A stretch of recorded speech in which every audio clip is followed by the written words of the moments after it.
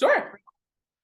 Hello, what's up? Welcome to the show. It's your host, Salisha Thomas. I keep forgetting to say Weiss these days because I am You better remember your husband.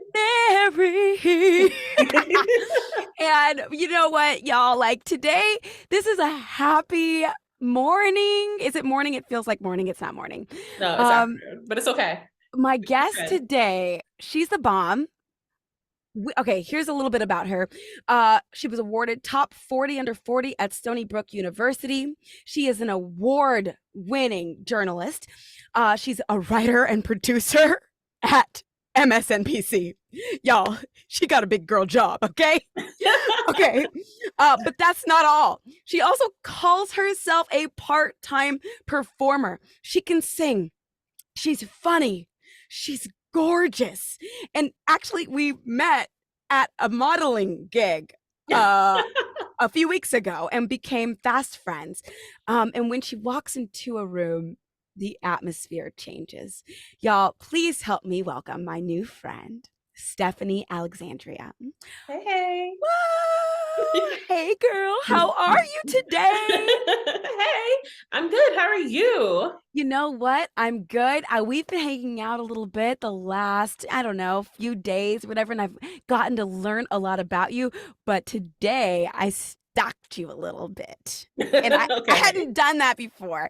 And I realized, and I don't remember if it was last year or the year before, because I was kind of scrolling for a while. But Okay. I realized we were both at the Apollo for Shosh and Cynthia Erivo. Yes. Oh my gosh, wasn't that an amazing performance? Yes, and I kind of have gone a couple of years, so that's why I'm like, I don't know which year it was, but you posted about it, I'm like, I was definitely there, and they're the bomb. Yes. Honestly, I have like this really. Do you want to hear a story? Yes. Is it where this? It's from this performance. Please, because I'm like, okay, I see you in these photos with Bill. Yeah. Clinton. That's the story. So here's the tea. Ready? Okay. Yes. Okay. So here's what happened. Just by happenstance, one of my best friends was having a Christmas party, and you work in media, you know everybody knows you, even if you don't know each other's name. Then if you're Black, then you definitely know everybody else who's Black, or someone will introduce you eventually. So I'm at this my friend's Christmas party. I'm chilling with this guy I've never met before. He's British. He's wonderful, handsome guy.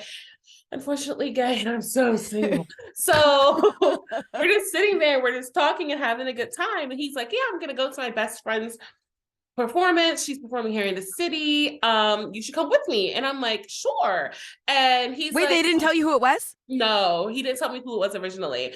And so I'm like, oh, where is it? And he's like, it's at the Apollo. And I was like, oh, the Apollo. I was like, oh, are they doing like the Apollo search, And he was like, no. He's like, my best friend is Cynthia Erivo. Have you heard of her? My God. And I'm like, have I heard of her? Because we literally just met that night. So like, he doesn't know that I'm like a theater fan. Wait. And this is before Cynthia was in Harriet or anything like that. Wait. So I think so. Yeah, it was a lot. So wait, time out. I know I'm cutting up your story, but ahead. I just need to go back to when he's like, you're like, are they doing the star search at the Apollo? And I'm like he's thinking like, oh no, she's been found.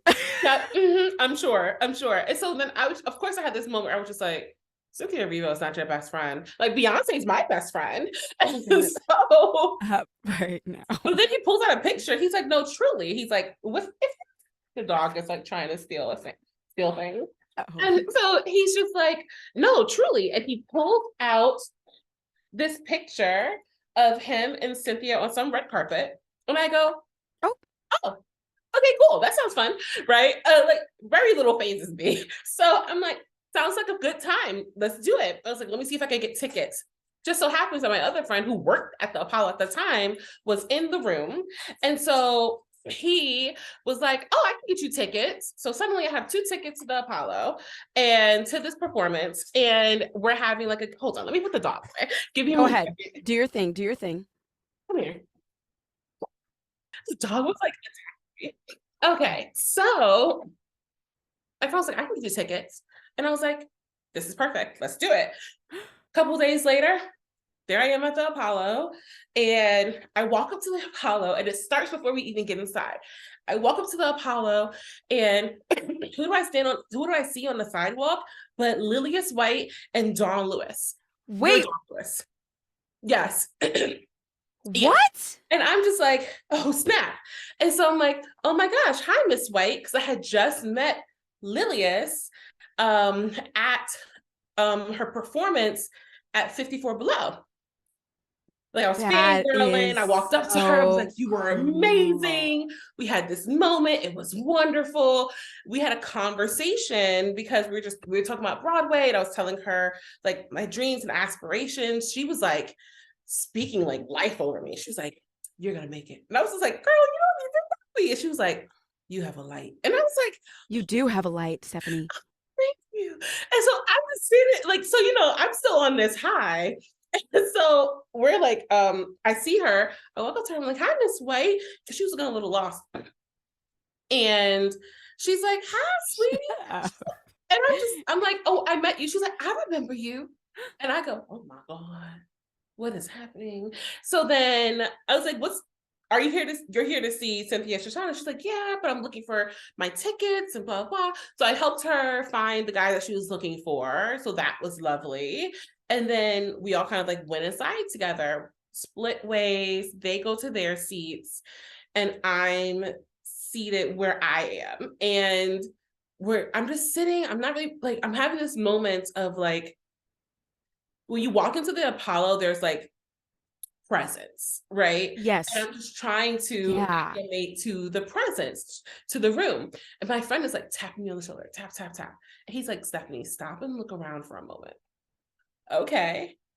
Over my right shoulder is Clive Davis. Oh my gosh. Down the row is Billy Porter. Directly in front of us is a Secret Service man. And then directly in front of them is Bill, Hillary, Chelsea, and whomever. All of them were at the Apollo like that night? Chilling. And I was sitting there like, what is happening? And then like Lillias and Donna over there to my left. And I'm just like, so what room am I in? Wait. So did you guys all end up at a party together? No, we ended up backstage. So my friend really is best friends with Cynthia. So when he went backstage to like see her and whatever, he got us backstage as well. My God. Before that, the show had ended. It was wonderful. Oh my gosh. And of course, like the Clintons get up first to like leave. There's protocol for when a president leaves the room. So, so he's like up and he's like, and like Hillary does like this wave. She's waving as she's walking out, but she's walking very quickly. It's, things are still like, it's 2019. It was literally December before pandemic. Yeah. And so, but Bill is like taking his time. And of course, I'm like the first person he sees because like there's just the buffer row. So he like grabs my hand to shake my hand. And like, I've never had a thing for Bill Clinton, but I suddenly totally understood Monica Lewinsky. There is something magnetic about this man. Even now, he's like 95 years old. Crazy. Like I said, I have never had a thing for Bill. Like, oh my gosh, he's just like that charismatic. I don't know what the hell was happening, but he was like, he had very soft hands. Shut up. He held my hand and he stared into my eyes. Oh my gosh. He just like talked to me for a couple of minutes. It was very much. It was like much for me. I remember when he walked away, I was just like, I don't know what just happened. But my friend was just like, are you okay? Are you okay? I don't know. So wait. What? So wait, it's not finished. So I end up backstage, right? Like Dawn's back there, Lillis is back there. Billy had already come and gone, but Clive is back there. And I'm just like standing there looking at the room, like this room is like really crazy, cool. Who walks up to me? Who walks up to me? Who? Bill Clinton. We and Bill have a conversation for like 12 minutes. You know, he loves him some Black women. He does. He does. He does. And my hair was like all big and curly at that time too. Oh my gosh, he was all about it. And He walks up to you? He walked up to me like we were old friends. And then we just like talked about the election and about the state of politics, and wow, it was a moment.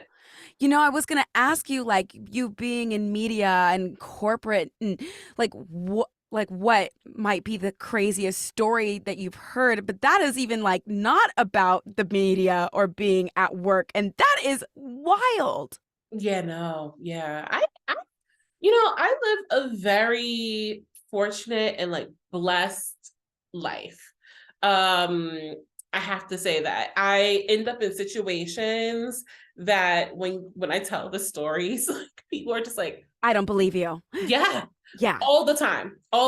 And when I got older and like camera phones were invented, I started taking pictures so I could have some sort of proof, because that's how wild and crazy my life is. Okay.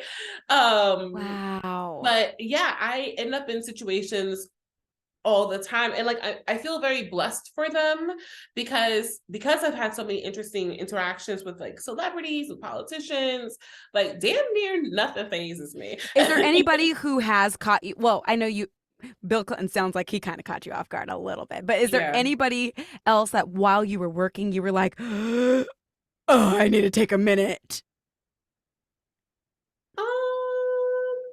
No, I don't think so. Let me see. Bill really caught me off guard. While I was working. What if, because I see Viola Davis's book on the shelf behind you. If Viola walked into Gristedes, I don't know if anybody shops at Gristedes still, but like, and you're at the grocery store and she's in the line behind you, how would you react to that? Because I know I would throw up on her shoes and be like, oh my God, I love you.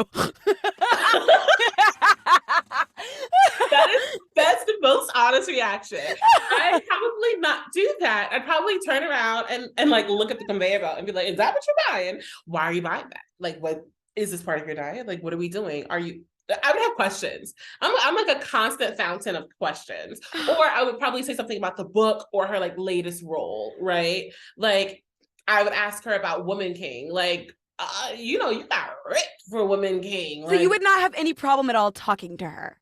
No. I mean, I think what it comes down to is that, or the thing that I've learned through all the years of like doing journalism and like now doing some theater is that everybody is like unfailingly human.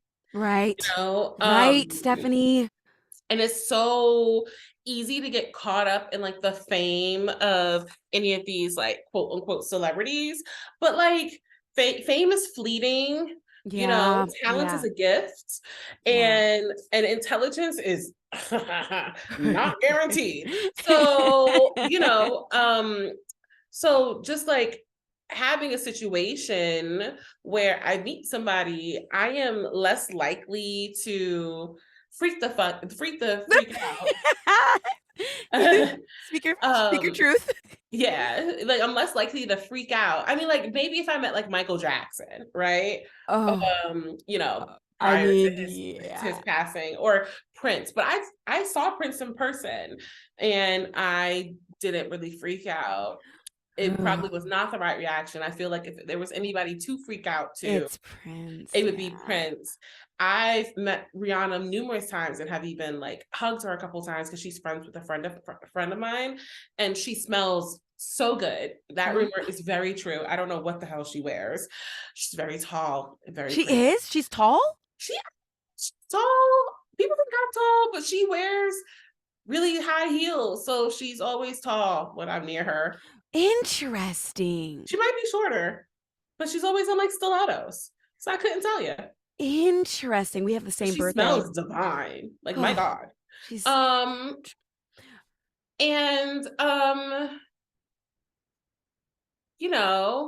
I met Beyonce once.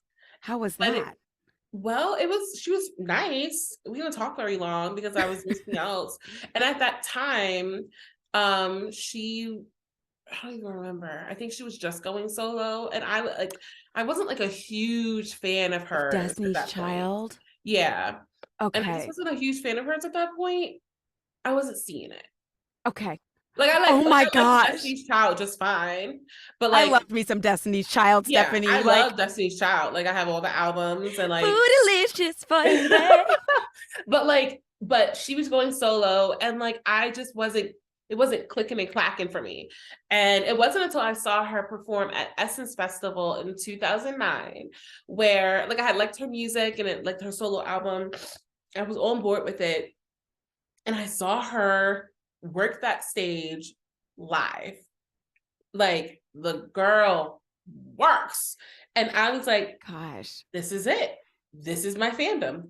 Where have I been all this time? Oh my gosh. Like it was like it, and I have like it like just going to a Beyonce concert is. Are you gonna see her in Renaissance? Do you already have tickets? I've seen her twice. Wait, what? How? What? I bought tickets to her show in July for me and my 3 gal pals. And then I'm seeing her in May because my friend gifted me tickets to her performance in London. What? So who the heck are you, Stephanie? Like what the heck? And I'm just a what? Town girl. Oh. No, you're from wait, where are you from? You're from New York. Grew up in Queens. You grew up in Queens. I'm a Queens girl. Okay, so I have some because I am so fascinated by I love that we're gonna call it a day job right now, even though it's a dream freaking job. Okay, so you work in a very competitive field. I do. Would you say, okay, first of all, how did you get into such a competitive field? And second part of the question, and be honest, do you think it is possible for someone who did not go to school for it to get in? So I'll answer the last question first. I totally think it's possible for someone who didn't go to school for journalism or just school at all to get in. Now, who that person is and how they get in is another question, right? Because it takes work. It takes work when you do have a degree, right? Yeah. But work, you can outwork anyone. Right? Like if you put the work into this, you know your craft, if you understand your craft, if you put those hours in. I mean, I know that there's that saying about being an actor, put your 10,000 hours in, right? Yeah. It's the same thing. You know, you want to be great at something, even if you want to be mediocre at something, you got to put some work into it. This is one of those fields. I, have met people in the field who started a blog, what was that? Exo Nicole, Necole.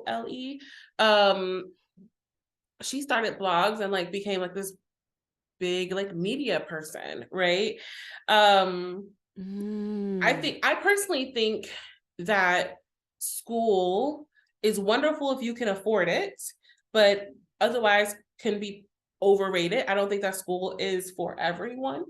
The experience is great, but it's just not realistic for so many people, and it is limiting. I think we don't do enough in high school, and we should be doing more there. But that's just me, maybe even before high school, leading up to high school, leading up to like if you're going to go to college or not. Yeah, it's just like so many factors can keep you from going to college, like not just finances, but also just like what your high school experience was, and like these arbitrary grades that you have to make. And I know they're pulling back on, sorry, I had a cold, but I know they're pulling back on utilizing standardized testing scores, but those are also kind of skewed. And, like, what if you're this brilliant person, but you're dyslexic?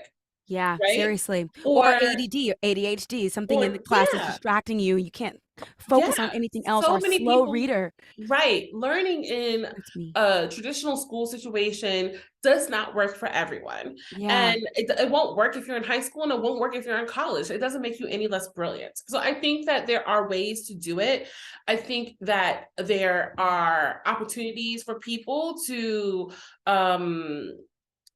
practice the craft and find a mentor and make contacts and network and get on that bottom level, become an intern. I mean, that's hard. That means you have to work, another job, and journalism doesn't pay in the first few years. Hell, it doesn't pay in the first 6 years, 7 years, Wow. but Wow. when you get to where you're gonna get, sometimes you have to really love what you're doing, right? It's Yeah. just like any other profession. You have to really love what you're doing in order to make the sacrifice. Um, Right. you know, So the other day when I was like, "Oh, what's up, Stephanie?" You're like, "Oh, yeah, I'm just at work at 30 Rock." Like, it sounded so normal for it you. is normal. And it is that, like, I still feel honored walking by the building. Like, that is how it feels to me. It feels like this big, like, this is MSNBC. And everyone has their thing. If you're listening to this, you probably watch MSNBC, but you might watch Fox, who knows? And like, Shannon. and like during the pandemic, or elections, like our focus is glued to these screens. It becomes like such a part of our lives, and it's so normal for you. So how did you get your start? Sure. So I did go to college for journalism. I went to college. I went to a state school here in New York before they were free. Anyway, Oh. but no, I did have a scholarship. I ended up like not only having to really pay for room and board and food. I'm one of those like book smart kids, who can like spout out things. I did pretty well on the That's SATs. so annoying. I am very annoying. So annoying. No, you're not annoying. It's just how smart you are. About that, but I get the job done. Yeah. So I went to school, and I used to read these novels. I'm like a voracious reader. I'll read anything. I'm not really into nonfiction. I love like myself like a law thriller. I love myself some Ooh. sci-fi. Give me a werewolf. I'm not really into vampires. What? Like I'm like, I like things. Give me not a being- werewolf. Give me a werewolf, baby. But or like one of those like bodice ripping, like romantic novels. Yes. It's so good. And I really do enjoy those and really do enjoy the pastime. But at the time when I was in high school, I was really into John Grisham. I thought I was going to be a lawyer. I was going to be a lawyer, and I was going to just like fix the justice system. It was going to be amazing. And you don't go to undergrad for law, or at least not at my state school. So I was like, oh, I'll study psychology, and that'll be great because then I'll have like the psychological background. I'll understand how people are thinking when they commit these crimes, and then I will be like super lawyer. I hated psychology. And then I realized I don't want to be a lawyer. I really like the books, but I didn't want to be a lawyer. Yeah. So I was kind of lost at the end of my first year. And I was visiting my sister down in Virginia. I was sitting on her couch and like freaking the fuck out about what my future was going to be. Where am I going? Where am I headed? And she was like, you talk a lot and you're really nosy. Why don't you just like take a journalism class? I shit you not. And so I took a journalism class. I was just like, I can't, I can't fight that one. I am all those things. And so wait, who is this? Who said this to you? My sister. Your sister. She saw right through you. Just dressed me down. Like, damn, girl. But I took this class and I really enjoyed it. It was challenging, and it really played into my love of storytelling. Like even then, I've always wanted to tell stories. I wanted, you know, when I was little, I wanted to be a performer, and, you know, my mom kind of told me no. And then like when I got into journalism, I was like, oh, this is like another way of storytelling, but even better because you're truth telling. And Mm. so Whew. yeah, right. So I took these classes and, you know, graduated with my degree in journalism and graduated right into the Great Recession. So there were no jobs. And I started off like freelancing a little bit. I worked, um, I was working for this channel that was trying to be like, not, I don't watch sports. So like whatever network covers like college sports, they were trying to do that for like high school sports because they just see that there's a potential market. It didn't really work out, but I did that for a year, learned a lot and ducked a lot of balls. And then after that, I worked for this local station. I told these like feature stories about good news, and that was a lot of fun. Ended up at CBS briefly, and then worked at Reuters, which is a wire service. Think like the Associated Press, except this company was based or like founded in Europe. Yeah. And then I ended up at MSNBC, you know, and now I'm here. And it's like, you know, there's a lot more to it. There's, Yeah, you know, right. but that's the short list. My next question for you, based on what you just said, have you ever been afraid of telling the truth? Ooh, like on pen and paper? Like for your job, not as a friend. Like I trust you right here, but like when it's like the American people need to know this, or Oh, this is what needs to be reported, or oh. whatever. Like, have you ever felt like we might need to not say that? No. I think that no. Let me make that definite. No, I've never been afraid of saying the truth. I have been really, really blessed to work at organizations that are I've been really blessed to work at companies that believe in truth telling. I have never worried that what I am reading or saying will be distorted in any way. Sure, MSNBC has a political lean, right? As it's a cable network. It's a cable news network, right? Like if you want straight news, go to NBC. But you know, MSNBC in the perspective shows, sure, they have a lean, but other than that, like it's straight news, and you know, their lean gives you context, right? Like you get context with the news that you're getting, which is so important because, you know, for example, today, March 7th, is the 50th anniversary of Bloody Sunday. It is the day where these 600 people led by John Lewis, you know, the late John Lewis, crossed the Edward Pettus Bridge, you know, in a peaceful protest for voting rights, and then got beat bloody by police officers on the orders of the then Alabama governor. Today is the 50th? That's today. That's today. As of what, when we're recording this, for those who are listening, March 7th. For today when we're recording it, right? So there's that historical context, right? And then you keep that in mind, right?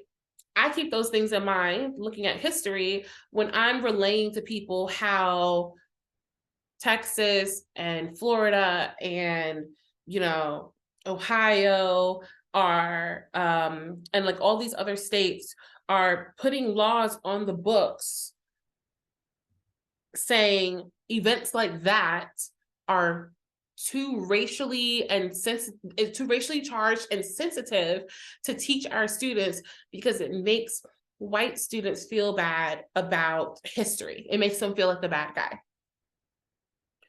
That march, that Bloody Sunday, was pivotal to the civil rights movement. it was, I think, and like people lose like sight of these things, right? Like this is the context that we all kind of need, right? Like because of Bloody Sunday, or like, let me roll it back a little bit.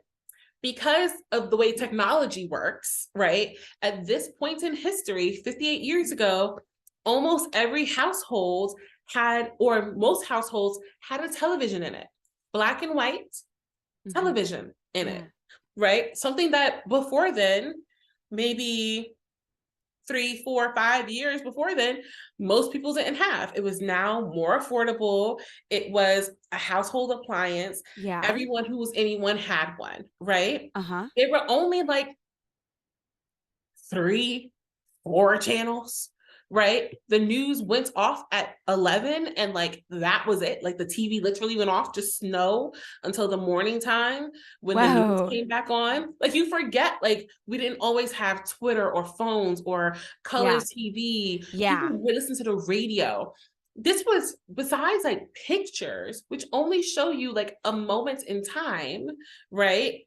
Here we have video of what most of the country had only ever heard of or saw in a picture. They watched it happen. Yeah. It was like the first event where they really watched violence happen to peaceful people who weren't fighting back for simply walking across a bridge.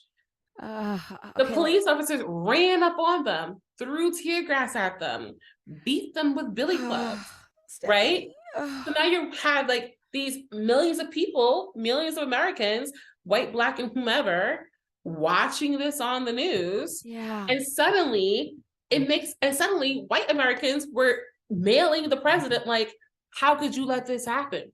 Just let them freaking vote. So wait, I got a question for you, because this is just one of many stories. How are you able to cover stories like this, talk about this? This is like a part of your daily life, and still keep an optimistic outlook on life, to still be a fountain of joy and fun to be around. How can you do that? How are you able to? That is what I've experienced hanging out with you. But like a story like that, I'm like, I need a break. I'm holding back tears. And that is, we've only been talking about it for 30 seconds. Yeah. How do you separate the two? What do you do, Stephanie? I mean, I don't know if I do separate the two. I mean, like, look at me, like, making you cry in the middle of your podcast. But, I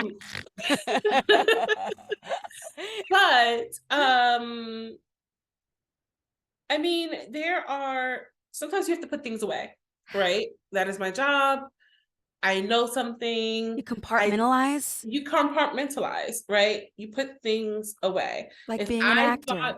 If I thought about every bad thing in the history that I need to know in order to contextualize things for the viewers and readers of MSNBC, like I would be inconsolable. Like it would be ridiculous, right? Because there's just too many bad things that have happened in history, and today it's awful, right? And I think that one thing that has been made very clear to me as a journalist is that like the common day person who like doesn't work in journalism, right? Like doesn't realize like just how difficult that is, just how much trauma journalists carry around to do the job, right? Like people complain about the news all the time. Oh my God, it's horrible. I don't want to see Trump all the time. It's giving me PTSD. I had to turn it off. I don't even watch the news anymore. Like these are things that I hear all the time. Me too. I've said them.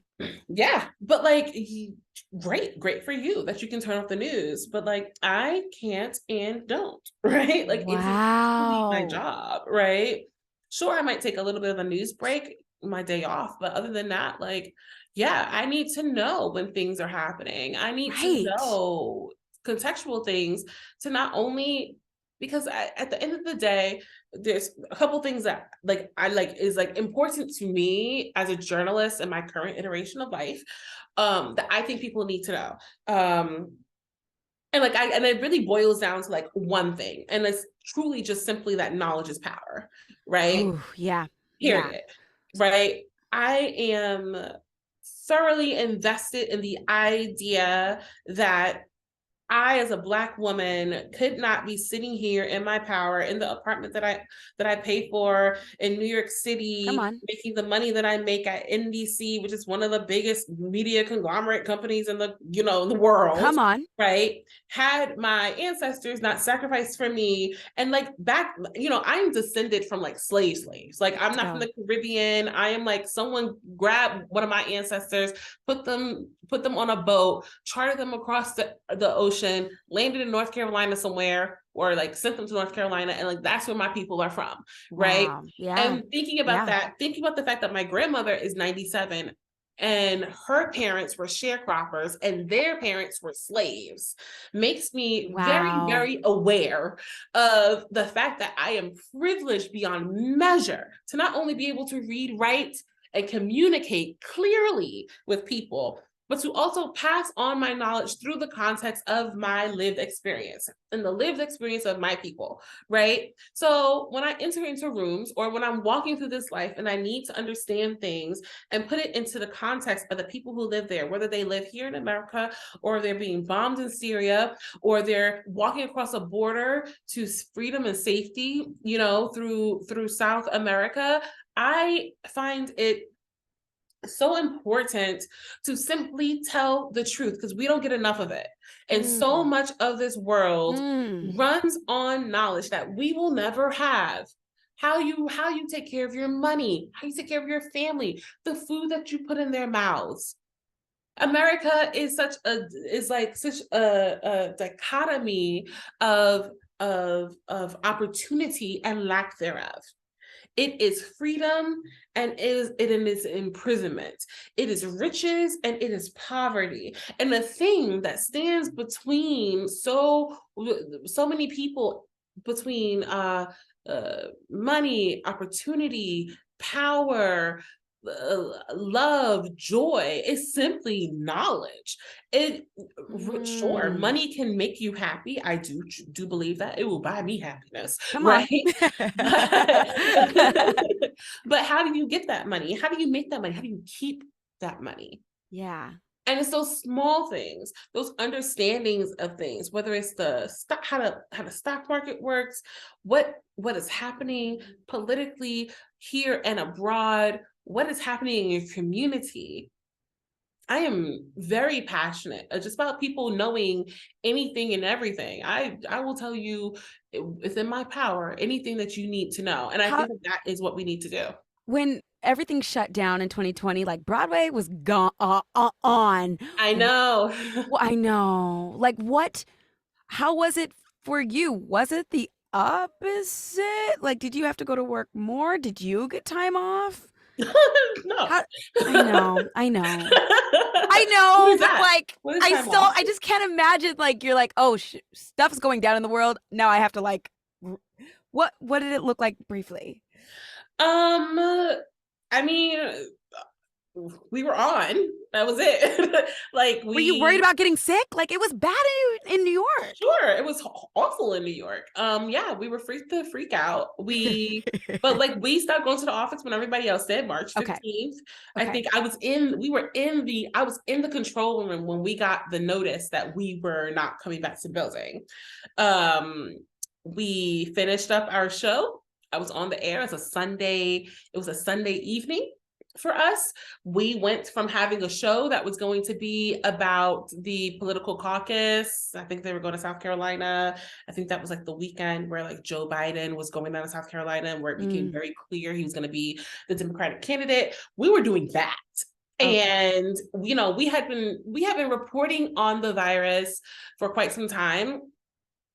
We knew that a bad virus was heading our way in like January. And like, you can see there were articles.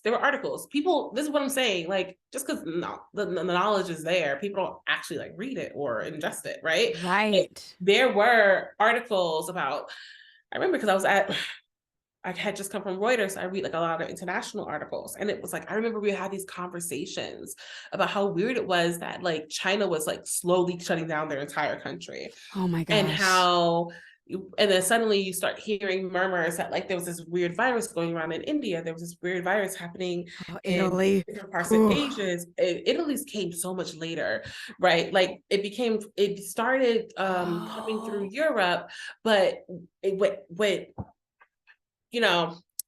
it became more apparent first, oddly, on cruise ships, right? Like people, because of the way you catch it, right? You get onto a cruise ship and be completely well.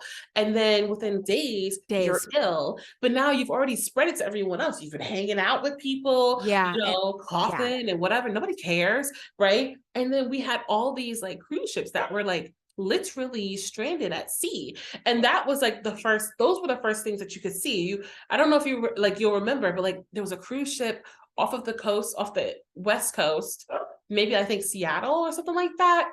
There were like 3 cruise ships off of Florida. There were like all these things. It hadn't even occurred to us, like, oh, the transit hub of the world, freaking New York. How many millions of people come to New York all the time? I still remember when it was just one person. We're like, oh, we're fine. No. Only one person's got it. She's like 92. We're good. And it's so funny because we were, we had the thought and we were just like, the moment that they find one person is the moment that they found like 10,000 people. There's no way, the way that the New York works, that it's going to be anything else. And so when we started getting those messages, we knew we didn't realize how bad it was going to be, but we had already started doing the research about the Spanish pandemic, the Spanish flu pandemic, how that worked. That's when we started realizing that the reason radiators in New York City apartments put out heat the way that they do is literally on purpose, so that it can be so hot that you can open a window and your house will still remain warm. It's because during the pandemic, that's what they needed to do. Oh my God. Whole buildings, but keep the windows open so that the room would still have air in it and you were less likely to pass the virus on. Gosh. Yeah. I've always wondered about that. I'm like, is it bad that I open up the windows? Okay, wait. No. So we can talk about this for a long time. And it is actually want to talk to you more about this off the air because I have so many more questions.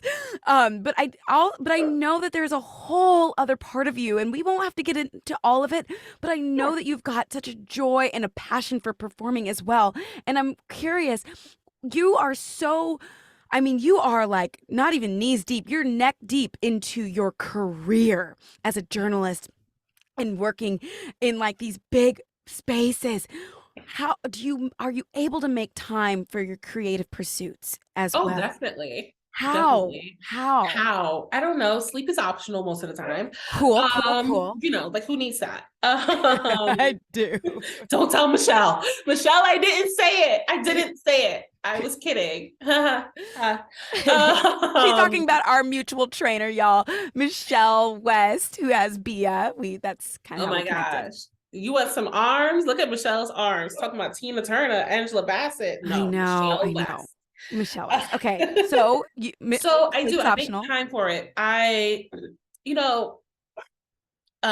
Working in journalism, passing along all this knowledge, doing all these things, I find it to be like incredibly important and, something I would make time for in any way, shape, or form. However, I realized at some point that I was denying and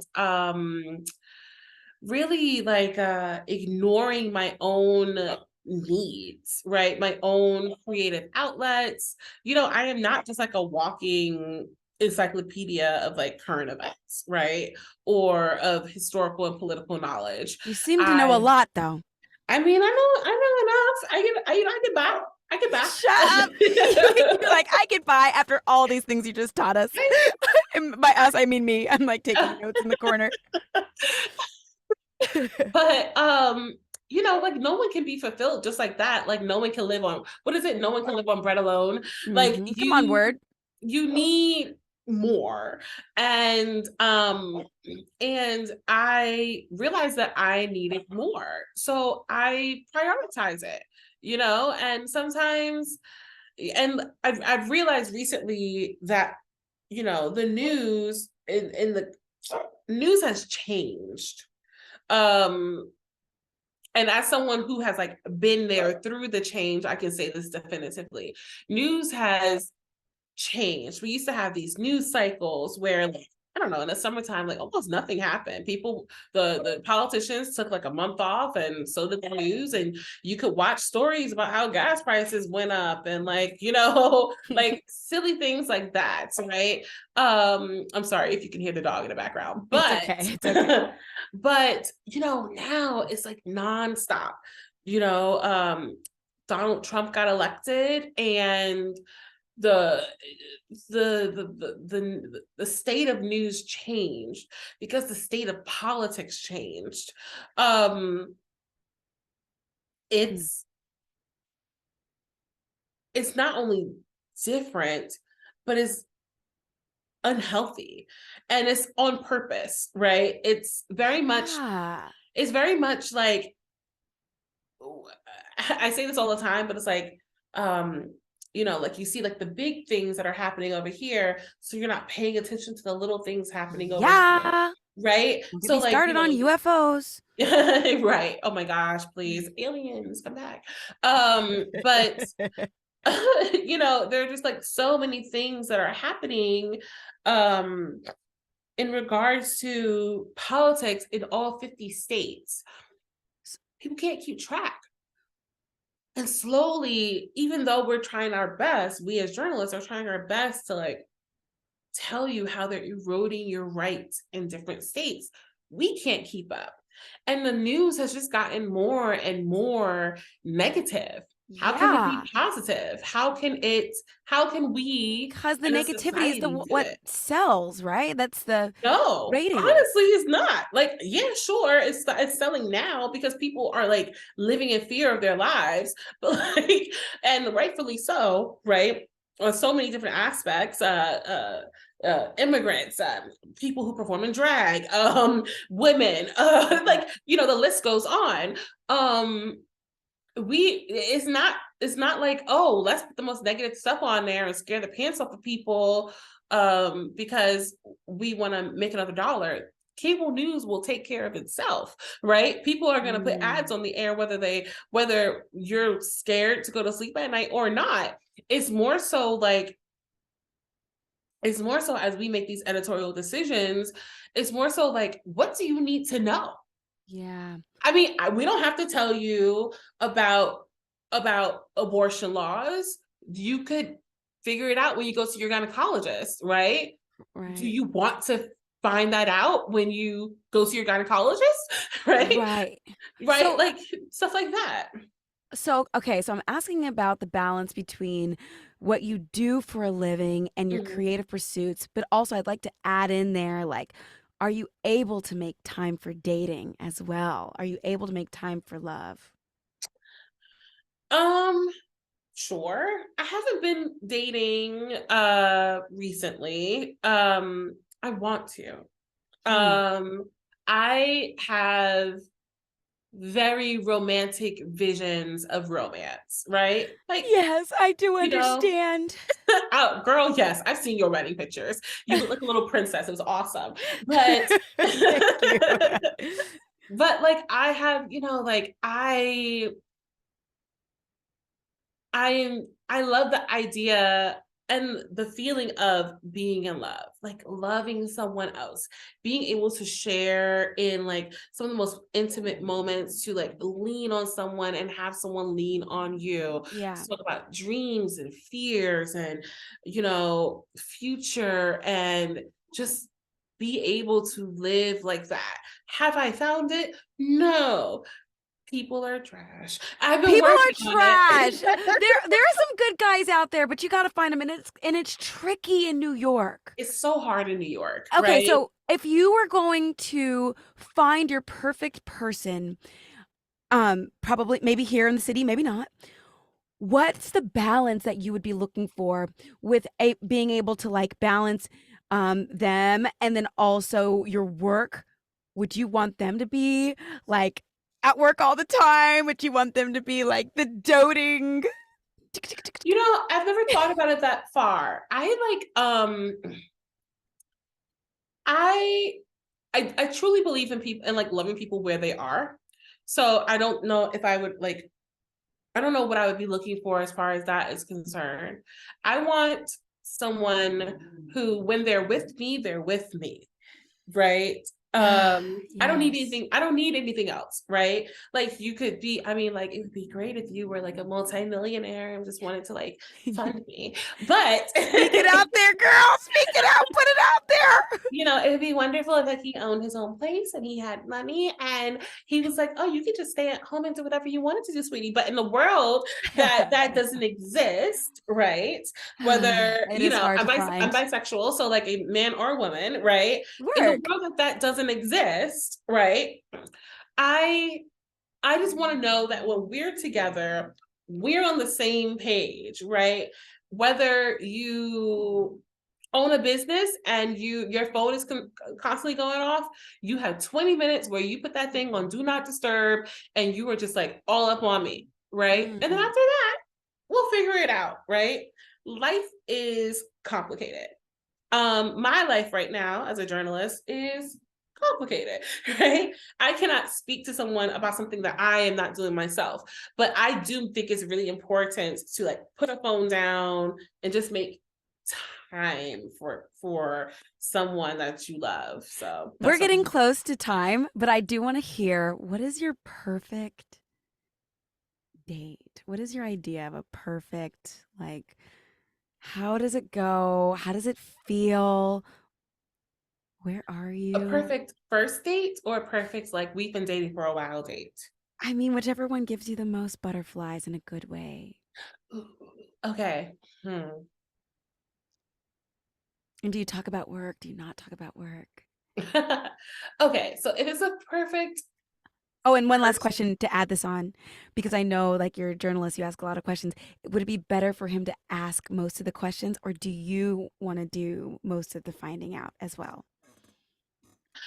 That one I can answer definitively. I want a guy who asks me questions too, or a girl who asks me questions too. I find myself, you know, I hate asking questions in my relationship, not so much because like, oh, I have to do all this fact finding. No, more so like,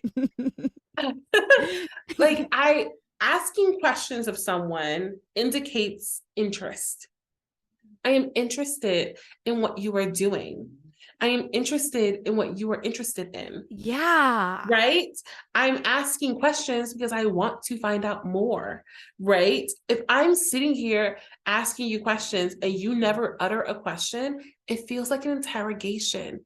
I don't want that. Right? I want an exchange of conversation, ideas, interests. You know, it doesn't have to be eloquent. I'm not asking you to write a dissertation or, you know, these like long compound questions. A simple, what'd you do today? Or what's your favorite show? Or whatever is wonderful. Right. It doesn't need to be crazy. I'm pretty simple, actually. I mean, I'm praying for you for like, somebody who's definitely secure in themselves, because you are very intelligent, very successful, very beautiful, quite a presence. Like you just keep checking and checking and checking boxes, and it's like if they aren't secure, they don't stand a chance. Yeah, I've run into that before. And I don't, it sucks because it's just like I'm cool. You are cool. You're very cool. Oh, I'm not going anywhere. And you know, I'm not going straight anywhere if we're dating. I'm very interested in just like dating, being loyal and finding love. You know, it's check your insecurities at the door. Yeah. You know what? I know I've gone on way longer. This was supposed to be 30 minutes, Stephanie. Oh my gosh. I know. I'm so sorry. I know. I'm a talker. You know what though? Like I was learning so much, I couldn't stop you. I didn't want to. So I'm just glad that we've gotten this time. How can people find you? I know you've got different. Oh, no, it's okay.